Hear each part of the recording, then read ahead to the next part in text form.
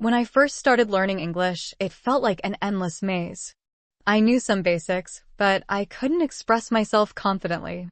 I decided I had to tackle it step by step if I ever wanted to speak fluently. Grammar was my first challenge.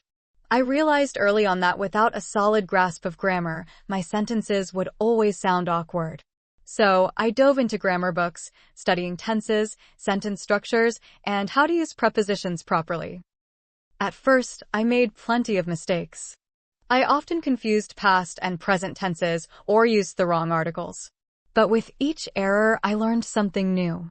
I'd write sentences in my notebook and compare them with examples in books or online. Soon, I started setting aside time each day just to focus on grammar exercises. It was tedious at times, but I could feel myself getting better. I learned that repetition and practice were key to mastering the rules. Once my grammar improved, I turned my attention to pronunciation. This was tricky, especially because English pronunciation doesn't always follow the spelling. I started by listening to native speakers through movies, TV shows, and podcasts.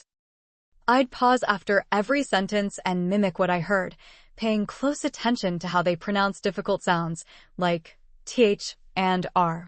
It was frustrating at first. My accent was strong, and I stumbled over certain words. But I didn't give up. I recorded myself speaking and compared it to native speakers. Listening to my own voice made me aware of my weaknesses, and I focused on correcting them one by one. To improve further, I enrolled in an online course that focused on pronunciation. The instructor broke down each sound, and I practiced speaking aloud every day. Slowly, my accent softened, and I became more comfortable with difficult words.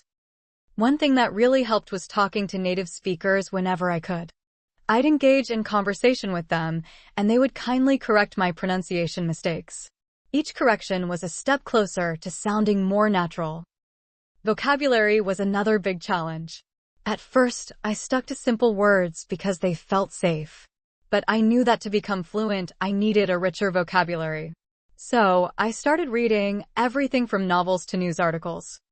Whenever I encountered a new word, I'd write it down in a notebook and look up its meaning. But I didn't stop there. I also noted how the word was used in different contexts. This helped me understand its nuances. I made flashcards of these words, reviewing them daily. I found that using apps to track my progress made learning new vocabulary more fun and efficient. Another habit I developed was using new words in conversations as soon as I learned them. Whether I was speaking or writing, I tried to incorporate these words naturally. The more I used them, the more confident I felt. Over time, my vocabulary expanded, and I found myself using more complex sentences. This made my conversations feel richer and more engaging. I could now express thoughts that were once difficult to articulate. I also realized that language isn't just about memorizing rules or words, it's about context and culture. So, I immersed myself in English media. I watched documentaries, listened to music, and even followed social media trends to stay updated on slang and idiomatic expressions. Each part of the language, grammar, pronunciation, and vocabulary, started to come together, and I noticed the change in my fluency. Conversations felt more natural, and I no longer hesitated when speaking. People around me began to notice too.